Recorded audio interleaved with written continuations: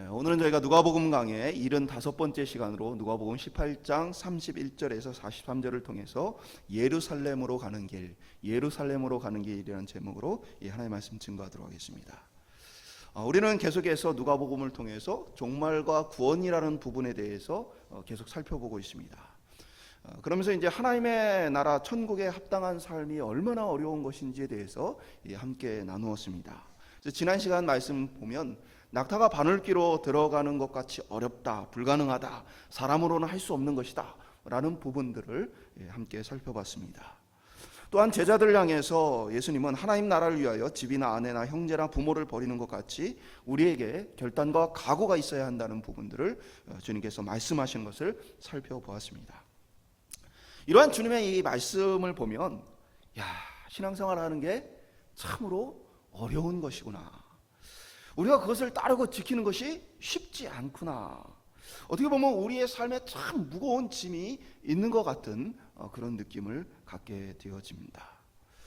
예수를 믿고 구원을 이루어가는 과정은 결코 쉽지 않다라고 성경은 말하고 있습니다. 그럼에도 불구하고 많은 사람들은 구원을 매우 가볍게 여깁니다. 왜냐하면 구원에 대한 대가를 지불하지 않았기 때문에 그렇습니다. 그러니까 구원이 공짜다, 선물이다 라고 여겨서 나의 어떤 대가가 지불되지 않았기 때문에 많은 사람들이 구원에 대해서 가볍게 여깁니다.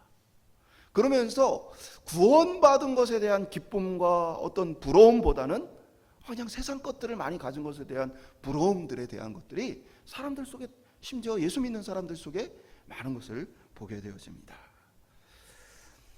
물론 구원을 우리가 공짜요 선물이라고 표현을 할 수는 있겠지만 그 이유가 그 구원이 값싸기 때문이 아니라 사실은 그 구원이라는 것이 너무나 값비싼 것이기에 우리의 가진 어떠한 것으로도 그것의 대가를 지불할 수 없기 때문에 너무 값비싼 것이라 주님께서 그것을 지불해 주셨다. 그래서 이것은 값싼 구원이 아니고 말로 형언할 수 없는 가치의 구원이다라는 것을 우리가 이해할 필요가 있습니다. 우리는 예수님을 따르는 길이, 하나님 나라 천국에 이르는 길이 결코 쉽지 않다는 말씀을 계속해서 나누어 봤는데, 이러한 이제 무겁게 사람을 어떻게 보면 부담을 주는 이러한 주님의 말씀들, 어떻게 보면 이제 목회자란 계속해서 이런 이제 하나님의 말씀을 전하다 보니까 사람들이 보기에 저 사람은 조금 더 말씀대로 살고 있나 보다라고 잘못된 포장을 할 경우가 많이 있습니다. 어떻게 보면 이제 거품이 많이 끼어 있는 모습이 대표적인 목회자의 신앙생활 아닌가 스스로에게 좀 돌아보게 되어집니다. 우리의 신앙생활이 그렇게 많은 것들이 하나님 앞에 온전하지 않으면서도 온전한 것처럼 이렇게 가리워지고 감춰져 있습니다. 그러나 아무리 선해 보이는 사람도, 또 아무리 거룩해 보이는 사람도, 또 어떤 목회자나 어떤 대단한 사람도 하나님 앞에 지난 시간 나눈 말씀처럼 죄인일 뿐이라는 사실을 깨닫게 되어집니다. 자신이 죄인이라는 사실을 깨닫고 주님이 큰 값을, 어마어마한 값을 치루어서 주신 이 구원의 가치를 깨닫는 사람, 이러한 사람을 우리는 철들었다라고 말합니다. 근데 어린아이들 보면 부모가 다 해주죠. 비싼 것도 해주고 좋은 것도 해줍니다. 그러니까 그 가치를 잘 모릅니다. 가치를 잘 모르는 이러한 아이를 뭐라고 얘기합니까? 철없는 아이라고 얘기를 하죠.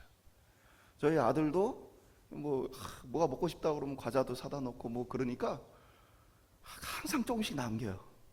그걸 보면 이게 남기는 모습을 보면은 제 마음이 별로 좋지 않습니다. 나는 이렇게 희생을 해가지고 때론 내 용돈을 이렇게 해가지고 이것도 사주고 저것도 사주는데 별로 이렇게 가치 있게 느끼지 않는. 근데 신앙에도 그렇게 철없는 신앙인들이 많아요. 그리스도인들이. 그런 어떤 사람이 철없는 사람이에요? 그리스도께서 우리를 위해 치르신 그 어마어마한 가치에 대해서 생각하지 못하고 그냥 공짜다, 선물이다라고 생각하며 구원을 가볍게 여기는 사람, 이러한 사람을 우리는 철없는 그리스도인이다 말할 수 있는 것이죠. 우리의 모습을 보면 말씀드린 것처럼 어떠한 사람도, 어떠한 지식도, 어떠한 말도, 또 어떠한 행동도, 어떤 유명하고 존경받는 어떠한 모습도 사실은 주님 앞에 구원받기에 합당하지 않는다는 모습을 깨달았을 때 우리는 겸손히 그 구원에 대해서 묵상하고 돌아올 필요가 있습니다. 오늘 말씀은 예수님께서 단순히 십자가에서 우리를 위해 죽으셨다라는 이 십자가의 사건만이 아니라 우리의 구원을 위해서 예수님이 어떻게 삶을 걸어오셨는지에 대한 모습을 살펴보게 되어집니다. 십자가만이 아니라 예수님 전생애를 통해서 우리에게 보여주신 구원의 길이 무엇인지를 기록하고 있습니다. 오늘 본문 말씀을 통해서 예수님의 그 모습을 통해서 우리에게 베풀어진 값비싼 이 구원에 대해서 한번 돌아보며 주님의 삶과 말씀을 통해 다시 한번 결단하고 각오하는 신앙의 은혜가 있는 성령의 역사가 있기를 간절히 소망합니다. 첫 번째 한번 따라오겠습니다. 그리스도의 고난. 예수님께서 지난 시간에 제자들 향해서 뭐라고 말씀하셨어요? 나를 위하여, 하나님 나라를 위하여 집, 가족 이러한 것 다 버려야 할 각오를 가지고 주님을 따르라 말씀하십니다. 이 말씀을 자칫 오해하면 신앙생활을 하기 위해서 가족을 버린다, 그래서 가족을 떠난다 라고 생각할 수 있는데 사실 이제 그런 의미는 아닙니다. 많은 분들 중에 특히 잘못된 이단들 중에는 자기의 신앙생활을 위해서 가족을 떠나고 버리고 하는 경우를 많이 보게 되어져요. 그런데 오늘 예수님께서 하나님 나라를 위해 가족을 버린다라는 의미는 어떤 의미냐면 정확히는 버림을 당한다, 버림 당하는 것을 감수한다라는 의미를 갖고 있습니다.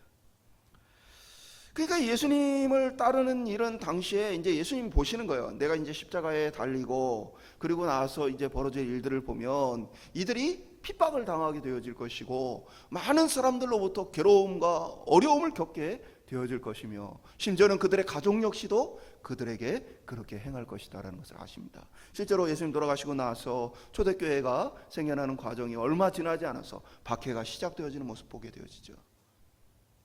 유대인 사회에서는 이러한 신앙적인 문제에 있어서 1차적인 책임이 가족에게 있습니다. 그러니까 제일 먼저 그가 잘못한 일에 대해서 가족이 나서게 돼 있어요. 그러니까 이들의 상황은 어떤 거예요? 내가 예수 믿을 거야 하고 나머지 가족들을 버리는 이야기가 아니라 사실은 주님에 대한 우선순위뿐 아니라 이제 앞으로 그들이 주님을 위해서 어떻게 보면 가족으로부터 버림당하는 일들에 대해서 각오해야 될 것에 대한 부분도 말씀하신 거예요. 저도 이제 무슬림 지역에서 그런 분들을 많이 봤어요. 예를 들면 이제 예수님을 믿는다는 이유로 남편이 이제 버렸어요. 그래서 예수를 믿으면 나는 너하고 살 수가 없다. 이분이 결단을 했어요. 그냥 나는 그래서 예수를 믿겠다. 그러니까 남편이 이혼을 하고 떠나가 버렸습니다. 그러한 일들을 감수해야 한다. 그러지 않고는 하나님 나라에 들어가는 것이 어렵다라는 이야기를 하고 계신 것이죠. 어떻게 보면 예수님이 우리에게 주신 말씀들을 보면 너무 사람이 짊어지기가 쉽지 않죠. 무겁습니다. 힘듭니다. 근데 예수님은 우리에게 무거운 짐만을 쥐어준 것이 아니라 사실은 자신이 먼저 무거운 짐을 지는 삶의 모범, 하나님 나라와 하나님의 뜻을 이루어가는 모범을 우리에게 보여주심을 그의 고난을 통해서 우리가 알 수 있습니다. 그러니까 예수님의 고난이라는 것은 갑작스럽게 사람들의 판단과 결정에 의해서 일어난 일이 아니라는 것들을 성경은 말해주는데 무엇을 통해서 나타납니까? 이 모든 일들은 하나님의 역사적인 계획 속에서 드러나고 나타난 일이다. 그래서 31절에 보면 예수께서 12 제자를 데리시고 이르시되 보라 우리가 예루살렘으로 올라가노니 선지자들을 통하여 기록된 모든 것이 인자에게 응하리라. 그러니까 선지자들을 통해서 기록된 모든 것이라는 것은 구약 성경에 기록되어 있는 예언들을 이야기하는 것이죠. 메시아에 대한 말씀들을 이야기하는 것입니다. 구원에 대한 이야기를 하고 있는 것입니다. 거기 구약에 보면 수많은 예언들이 있습니다. 그가 어떻게 나실 것인가, 어디에 나실 것인가, 어떠한 모습으로 오실 것인가, 그리고 그가 특별히 어떠한 죽으심을 맞는가에 대해서 구체적인 예언들도 많이 있습니다. 나무에 달려서 사람들의 저주를 받아, 하나님의 저주를 받아 돌아가실 것이며, 그가 옷벗김을 당하고 사람들이 그 옷을 제비 뽑아 나눌 것이며, 그가 침뱉음을 당하고 희롱을 받고 주먹으로 맞고 채찍으로 맞을 것이다. 이러한 구체적인 모든 사건들은 구약에 다 예언되어 있는 모습입니다. 심지어는 그가 죄가 없으나 죄인으로 죽을 것이며 그가 묵묵히 죽을 것이다 라는 부분도 성경에 기록되어 있습니다. 예수님의 재판의 과정에서 자신을 위해 강력하게 자신의 무죄함을 위해 변호하지 않았던 예수님의 모습을 보게 되어집니다. 예수님을 향해서 저주하고 조롱하는 많은 사람들을 향해서 예수님 그들을 향해 대꾸하지 않고 묵묵히 계셨던 모습을 보게 되어집니다. 32절과 33절은 그 모든 것이 선지자들을 통해 하나님이 알려주신 대로 되었다 구체적으로 얘기를 하죠. 인자가 이방인들에게 넘겨져 희롱을 당하고 능욕을 당하고 침뱉음을 당하게 했으며 그들은 채찍질하고 그를 죽일 것이나 그는 3일 만에 살아나리라 하시되. 왜 하나님은 그러면은 이러한 방식으로 이러한 죽음을 주셨는가? 십자가에서 대신 죽은 것으로 충분하지 않은가? 왜 이 많은 일들이 있는가? 그리스도의 이 고난의 과정, 그리고 그리스도의 삶의 이 과정을 바라보면 성경의 이 예언의 기능은 먼저 예수님을 하나님 보내신 구원자라는 사실을 백성들로 알게 하는 기능을 합니다. 예를 들면 어떤 하나의 사건, 한두 개의 사건이 비슷하게 맞았다라고 얘기하면 사람들이 우연이다라고 할 수 있죠. 그러나 한두 가지가 아니고 수십 개, 수백 개의 예언들이 맞았다라고 한다면 사람들로 부정할 수 없는 증거가 되어지는 것이죠. 그러니까 구약 성경 전체는 예수 그리스도가 구원자라는 사실에 대한 수많은 증거들로 백성들로 하여금 그리스도를 알아보고 또 그리스도를 인정할 수 있도록 하는 데 있다는 것입니다. 또 하나는 그리스도의 삶은 구약의 예언을 성취함을 통해서 그가 구원자이심을 나타내는 것뿐 아니라 동시에 자신의 삶의 모범을 통해서 구원을 이루어가는 백성들의 삶이 어떠해야 하는지를 보여주시는 기능도 있는 것이죠.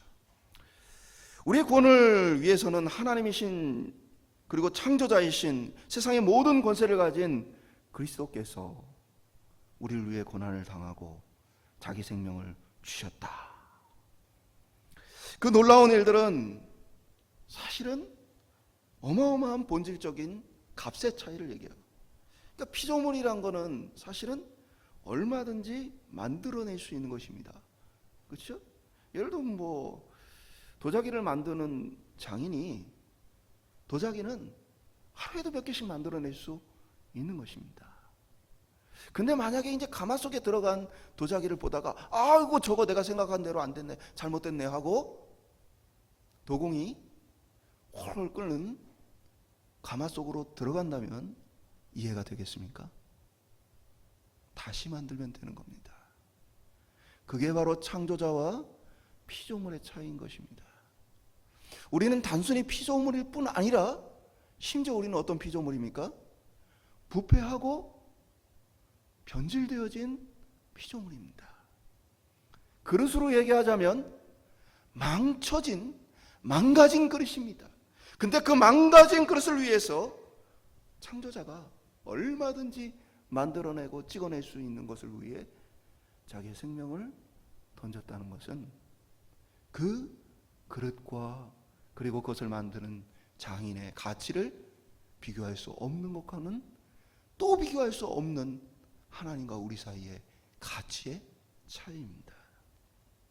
말도 안 되는 사건이 일어난 것이죠.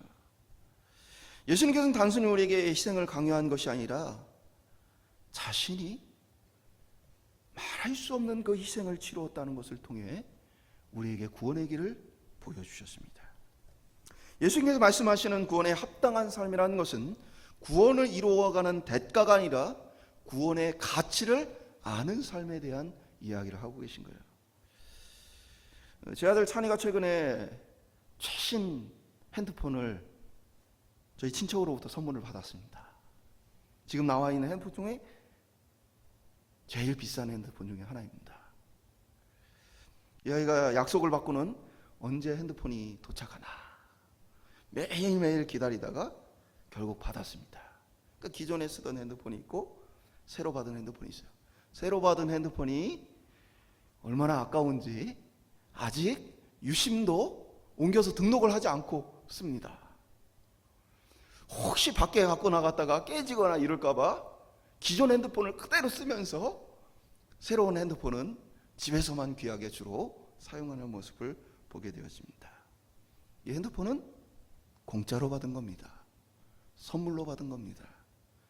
그러나 그것이 얼마나 값비싼 것인지를 알기 때문에 아끼고 아끼는 것입니다. 우리의 구원의 삶이 그와 같은 것입니다. 예수님 말씀하시는 삶은 바로 하나님이신 창조자이신 그리스도께서 치르신 그 희생의 가치를 아는 삶을 살라고 얘기하시는 것입니다. 그 값비싼 구원을 선물로 받았으니 그것을 좀 조심조심하고 귀하고 가치 있게 여기며 살라고 우리에게 말씀하시는 것입니다. 혹 이 구원의 은혜가 우리에게 멀리 떨어질까 봐, 하나님 베푸신 사랑이 우리에게 끊어질까 봐 조심하며 살아가는 것, 그것이 바로 그리스도의 고난에 대해서 깨닫는 삶이라는 사실입니다. 오늘 저와 여러분이 우리가 받은 구원의 이 가치에 대해서 다시 한번 돌아볼 수 있기를 소망합니다. 내가 왜 예수를 믿어? 이렇게 이것도 안 되고 저것도 안 되고 내가 왜 예수를 믿어? 내 마음대로 살지를 못하는가 하는 마음이 아니고, 예수님이 나를 구원하기 위해 어떠한 삶을 사시고 어떠한 죽음을 맞이하셨는가, 이것이 얼마나 크고 놀라운 은혜인가. 오늘 저와 여러분이 그 은혜를 바라보며 주님의 말씀에 대해 결단할 수 있기를 소망합니다. 두 번째 한번 따라해 보겠습니다. 그리스도의 사랑. 34절에 보면 황당한 기록이 있죠.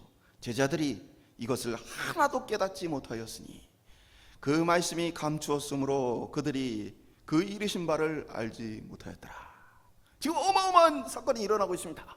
예수님이 예루살렘을 향해 우리가 올라가자 하고 얘기하셔요. 지금 예루살렘은 어떠한 일이 있습니까? 이제 예수님의 비참한 죽음이, 고난이 기다리고 있는 곳입니다.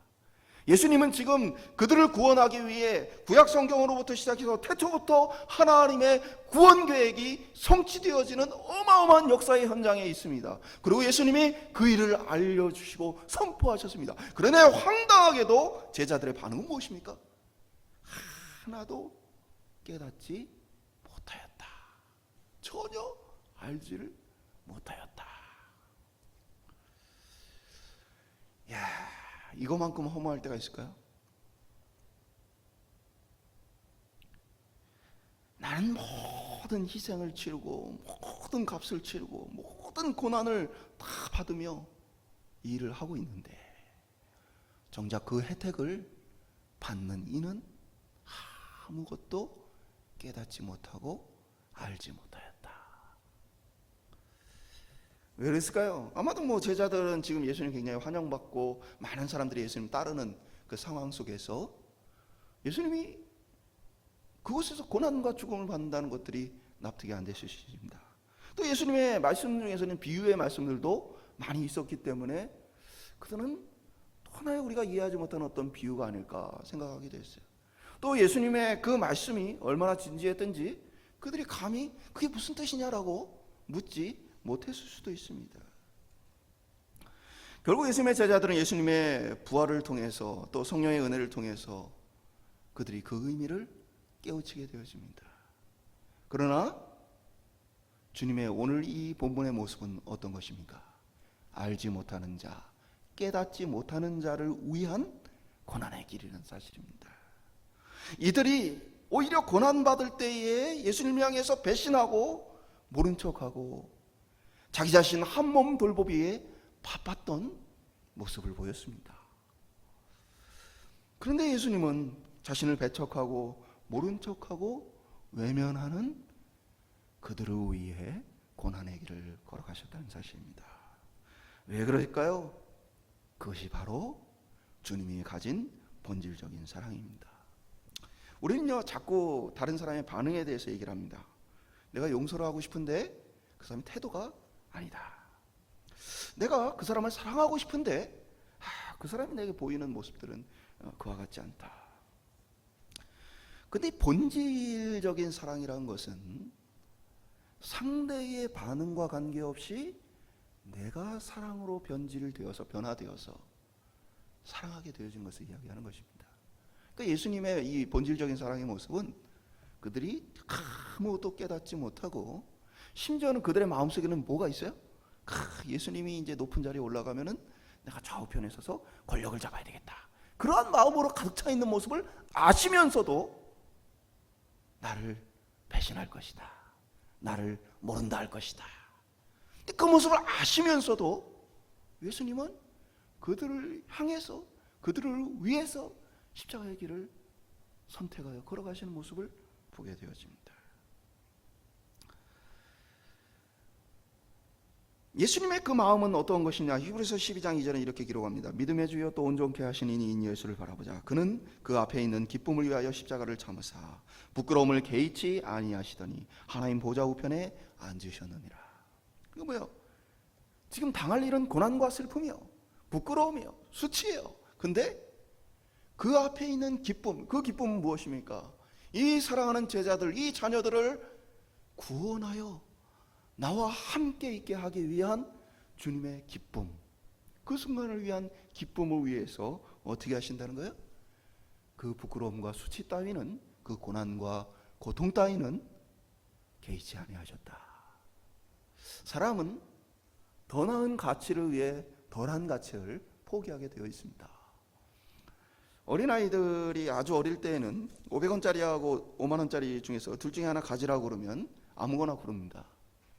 내 애들이 그 가치를 알게 되어지면 둘 중에 하나를 줄게 하면은 500원하고 5만원 중에 뭐 선택하겠어요?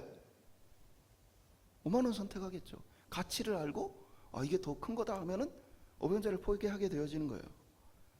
그러니까 사람이란 건 자신의 삶에 더 중요한 가치를 위해 자꾸 선택하게 되어진 거예요. 예를 들면 직장 생활을 하거나 뭐 삶을 살 때 너무나 피곤하고 힘들고 고통스러운 일들이 많아요. 때로는 직장 안에 부정직한 모습이나 내가 가지고 있는 가치관하고는 맞지 않는 모습들을 봅니다. 근데 그렇다고 해서 모든 직장인들이 직장 그만두는 것 아닙니다. 때로는 더 나은 가치를 위해 그것들을 참습니다. 그것이 때로는 생존을 위해서일 수 있고, 그 가치가 때로는 가족일 수도 있는 것입니다. 내 한 몸을 위해서는 내가 그만두고 말지만, 그러나 내가 사랑하는 이들을 먹여 살리고 돌보기 위해서는 내가 견뎌야지 참는 모습입니다. 그러니까 더 나은 가치를 위해 인간은 덜한 가치들을 참고 견디는 것이에요. 제가 법대생들을 많이 가르쳐 봤는데, 고시가 있을 때 진짜 고시만을 위해서 모든 것을 다 뒤로 합니다. 삶의 즐거움들을 다 뒤로 하고, 뭐 이성교제도 하지 않고, 되도록이면 TV도, 또 심지어는 자신이 관심 있어하고 좋아하는 취미도, 또 공부하고 싶은 다른 영역들도 다 뒤로 합니다. 그리고 시험에 매달립니다. 저는 이런 식의 고시제도가 잘 없어졌다고 생각합니다. 왜냐하면 이 한 가지만 목표를 가지고 살았던 사람은 폭넓게 사회를 보는 게 어렵습니다. 그러한 사람들이 누군가를 판결하고 누군가의 어떠한 부분들을 이끌어가는 모습은 사실 왜곡되기가 쉽습니다. 근데 어쨌든 그들이 그렇게 했던 이유 중에 하나는 더 나은 가치를 위해서 덜한 가치들을 어떻게 한 거예요? 포기한 것입니다. 그러니까 예수님은 뭘 하신 거예요? 자신의 고통, 어려움, 부끄러움, 수치, 하나님으로서의 높은 지위, 모든 것보다 뭘 선택한 거예요? 사랑을 선택하신 거예요. 사랑하는 자들을 선택하신 것입니다. 그러니까 예수님이 이 말씀 무엇입니까? 29절에 이르시되 내가 진실로 너에게 이르노니 하나님 나라를 위하여 집이나 아내나 형제나 부모나 자녀를 버리는 자는, 예수님 역시도 자신이 먼저 뭘 하신 거예요? 내가 모든 것을 버리고 너를 선택했다. 이것이 바로 너를 향한 나의 사랑이다. 그러니까 뭐예요? 너희도 선택의 기로에 놓이게 되었을 때에 내가 너희를 사랑한 것 같이 너희도 나를 사랑하여 나를 선택해라. 우리가 이렇게 생각해 볼 수도 있어요. 둘 다 선택하면 안 되나요? 500원도 하고 5만 원 하고 두 개 다요. 선택하면 안 될까요? 성경은 우리에게 그리스도와의 연합, 그리스도와 함께하는 하나님의 나라에 대해서 결혼의 비유를 많이 합니다. 하나님 나라도 결혼에 종종 비유를 합니다. 마치 우리가 누군가와 결혼을 한다는 것은 어떤 것입니까? 나머지 나의 배우자가 될 수 있는 모든 가능성이 있는 사람들을 포기하고 배우자를 선택한다는 것이죠. 그렇죠? 저도 결혼하기 전에 고민해봤어요. 이 사람하고 결혼을 하는 게 나을까? 아니면 다른 사람을 만나서 결혼을 하는 게 나을까? 결혼을 결심하고는 뭐예요? 나머지 사람들을 만나는 것들을 뭐 하는 거예요? 포기하는 거예요. 근데 만약에 이 사람도 만나고 저 사람도 만나고 이렇게 하면은 됩니까? 안 됩니까? 안 되는 것이죠.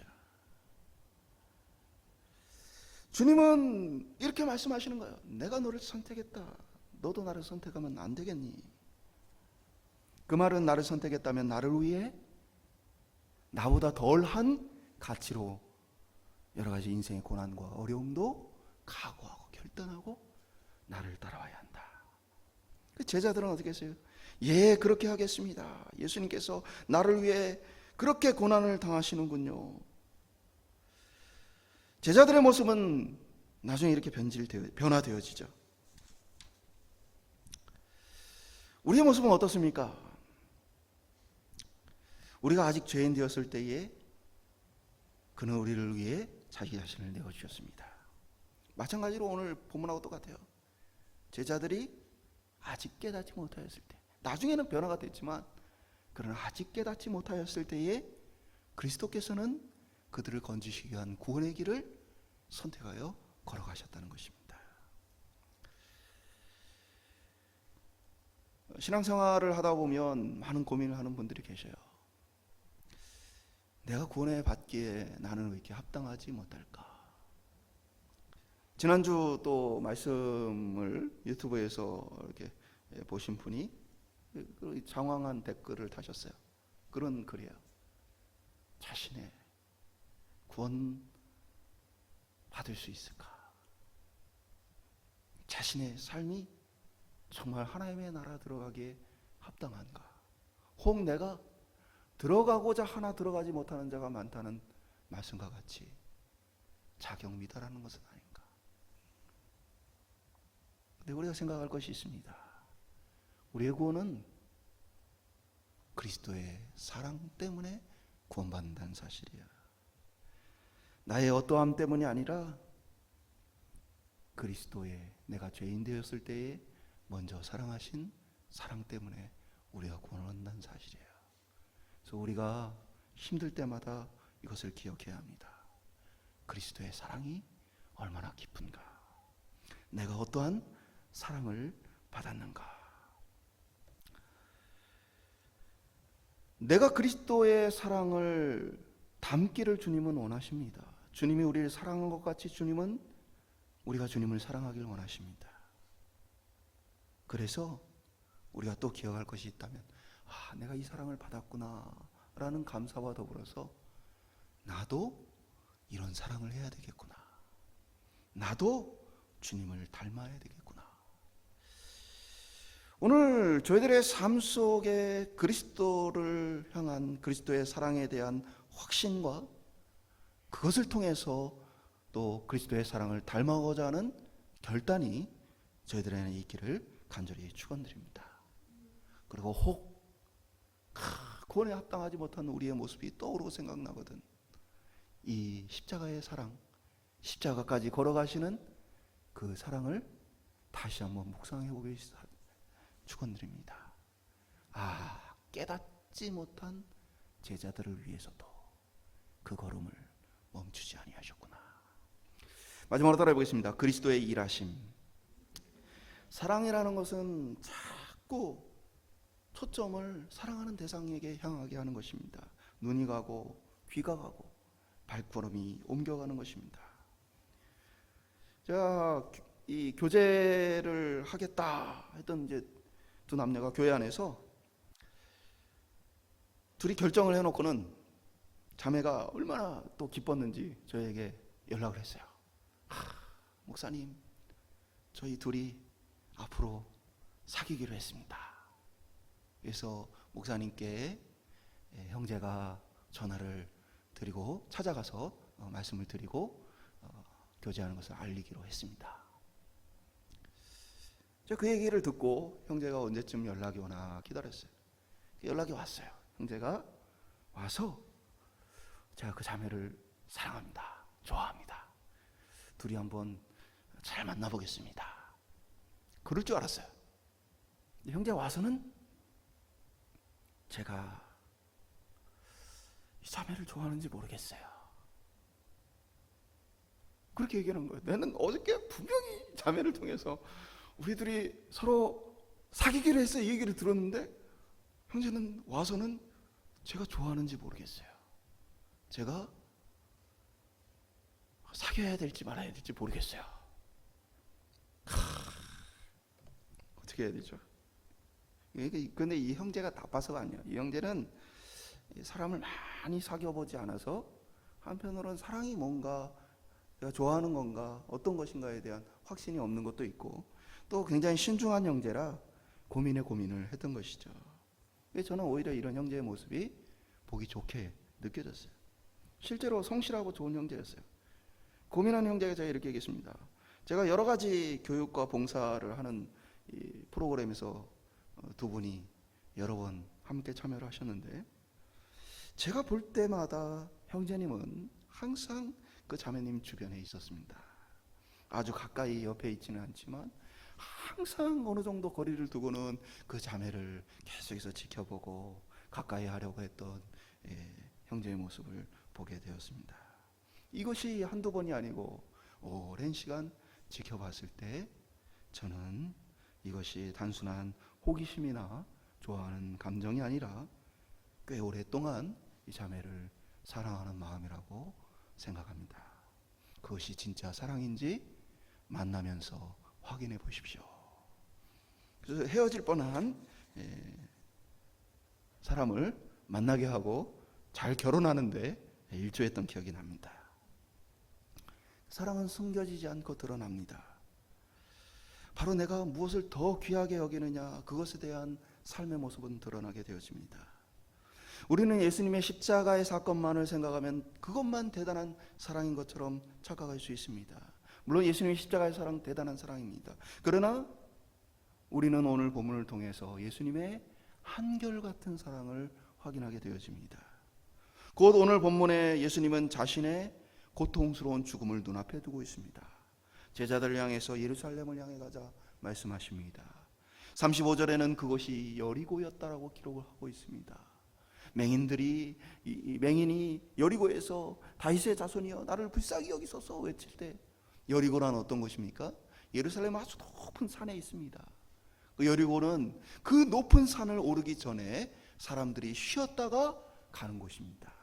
그래서 여리고에서 쉬었다가 사람들이 높은 산을 올라갈 준비를 갖추어서 예루살렘 향해 갔던 것입니다. 그러니까 여리고에 있는 사람들 중에는 예루살렘을 향해 갈 사람들도 많이 있던 것이죠. 그러니까 이 예루살렘을 간다라는 것들 떠나서 생각할 수 없는 상황입니다. 이 예루살렘에 갈 준비를 하고 있는 것입니다. 근데 그 예수님은 지금 제자들은 들떠 있어서 우리가 드디어 예루살렘에 이 수많은 우리를 따르는 무리들, 환호하는 무리들 속으로 간다 생각했겠지만, 예수님은 이제 주님이 말씀하신 것처럼 능욕을 받고 침뱉음을 당하고 고난과 고통을 겪어야 될 것을 알고 계십니다. 이제 그것을 눈앞에 두고 있습니다. 그런데 예수님의 관심은 어디에 있습니까? 맹인에게 있는 것입니다. 그가 다윗의 자손이요. 다윗의 자손이라는 표현은 구원자, 구약이 제시하고 있는 메시아라는 의미입니다.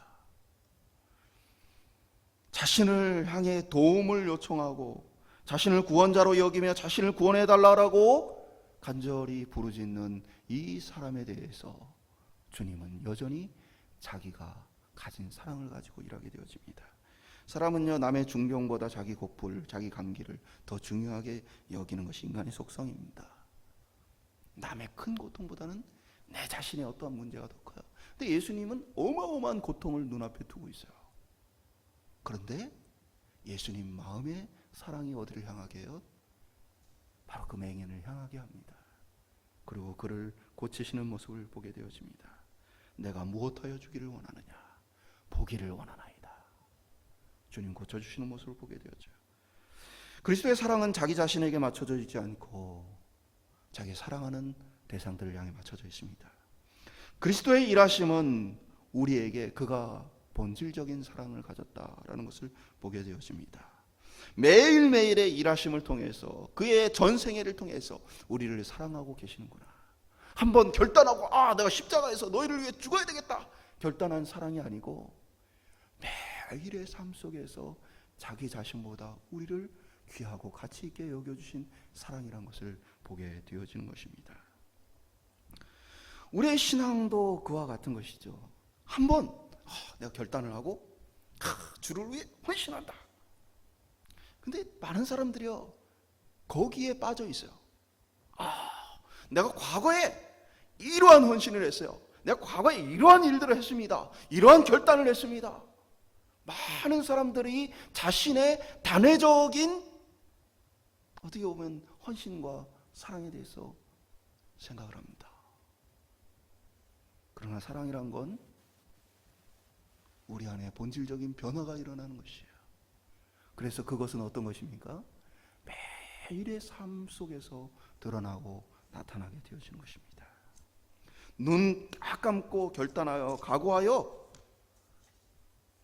변화되어지는 것이 아니라 우리의 삶의 지속적인 변화를 통해 나타나는다는 거예요. 이게 바로 인격적인 신앙생활입니다. 저는 신비주의적인 부분들을 좀 많이 멀리합니다. 예를 들면 예수님의 기적, 치유의 능력 이러한 것들을 부정하는 것은 아니에요. 다만 그것에 지나치게 몰두하는 잘못된 신앙은 어디에 있어요? 단회적인 사건과 단회적인 어떠한 것에 그들의 신앙이 초점 맞춰져 있다는 거예요. 우리의 본질에 대한 초점을 흐리고 있다는 거예요. 내 안에 그리스도가 계시고 내 안에 그리스도의 사랑이 있어서 그것이 나를 변화시켜 가는구나. 인격적으로 내가 바뀌어 가는구나 라는 것들을 관심 두지 않는다는 거예요. 우리의 신앙의 관심은요 단회적인 헌신에 있지 않아요. 어떤 단회적인 어떤 업적을 세우는 데 있지 않아요. 우리의 신앙의 본질은 우리 마음의 본질이 그리스도를 닮아가는 것에 있습니다. 그래서 우리는 대단한 사건이 아니라 어떻게 보면 예수님의 그 일상 속에서 나타났던 우리를 향한 희생과 사랑을 통해서 우리 역시도 우리의 일상의 삶 속에서 그리스도에 대한 관심과 사랑이 있어야 한다는 것들을 돌아보게 되어집니다. 사랑하는 여러분, 특별한 일이 아닙니다. 오늘 내가 앉아있는 이 자리에서, 내가 걷는 걸음 속에서, 내가 밥을 하고 직장에서 일을 하고 모든 삶의 현장에서 우리의 인격 속에 그리스도가 나타나야 하는 것입니다. 말씀 맺도록 하겠습니다. 하나님의 말씀이 우리에게 때로 너무 무거운 짐처럼 느껴지기도 합니다. 아직 죄의 본성을 가진 우리에게 비현실적이게 들리기도 합니다. 변화되지 않는 우리의 모습에 때로는 실망할 때도 많이 있습니다. 주님은 우리의 모든 것을 버리고 주님을 따르라고 말씀하십니다. 하나님 나라를 위해 고난도 각오하라고 말씀하십니다. 그러나 우리가 기억하길 원합니다. 주님은 우리에게 무거운 짐을 강요하는 것이 아니라 주님은 우리를 위해 무거운 짐을 먼저 지셨습니다. 마태복음 11장 29절 30절에 이렇게 기록합니다. 나는 마음이 온유하고 겸손하니 나의 멍에를 베고 내게 배우라. 그리하면 너희 마음이 쉼을 얻으리니 이는 내 멍에는 쉽고 내 짐은 가벼움이라 하시니라. 그러니까 주님이 뭐라고 말씀하셨어요? 내가 멍에를 먼저 졌다라고 말씀하셔요. 그리고 내가 진 멍에는 뭐야? 무거운 것이에요. 그러나 내가 너희들에게 주는 멍에는 가볍고 쉰 것이에요. 우리의 짐이 무거울 때마다 주님의 짐을 생각할 수 있기를 소망합니다. 그리고 그가 매일 고난 앞에서 우리를 불쌍히 여기시며 다윗의 자손 예수여 우리를 불쌍히 여기셔서 외쳤을 때 우리를 고치시고 돌아보셨음을 기억하기 소망합니다. 우리는 매일 그런 십자가의 삶을 살아가야 합니다. 갑자기 대단한 결심을 한 번 하였다고 하나님 나라에 합당한 사람이 되어진 게 아니고, 예를 들면 한 번 결단해서 그래 가족도 버리고 재산도 버리고 내가 모든 것을 버렸다 해서 십자가의 길을 따라가는 것이 아니고, 매일의 삶 속에서 예루살렘을 향하는 그 길 속에 주님이 십자가의 길을 사실 걸어가셨던 것처럼 우리의 삶은 매일의 삶 속에서 그렇게 주님을 따라가는 것입니다. 주님 우리에게 이렇게 말씀하셔요. 내가 너를 바라보고 있다. 너도 나를 바라보면 안 되겠니? 세상에 많은 것들이 눈에 어른거리고 내 욕심과 내 생각이 너무 많이 눈에 어른거려서 주님을 바라보는 것이 많이 방해가 될 때가 있습니다. 그러나 주님은 오늘도 말씀하신 거예요. 내가 너를 바라보고 있다. 너도 나를 바라보면 안 되겠니? 오늘 주님을 따라서 십자가의 삶을 살아가는 저와 여러분 속에 주님이 예루살렘을 향해 걸어가셨던 것처럼 오늘 저희도 결단과 각오를 통해서 내가 받은 은혜가 얼마나 그 구원이 가치 있고 귀한 것인지를 돌아보면서 구원에 합당한 삶을 포기하지 않고 걸어갈 수 있게 소망합니다. 혹시 낙심되거든 힘이 들거든 마음에 무겁거든 오늘 제자들을 향해서 전혀 아무것도 깨닫지 못하는 그들을 위해 구원의 길을 걸어가신 것처럼 비록 내가 이렇게 연약해도 부족해도 나를 건져주실 것을 그리스도의 사랑에 기대어서 또 위로를 얻고 힘을 얻는 저희들 되기를 주님의 이름으로 축원드립니다.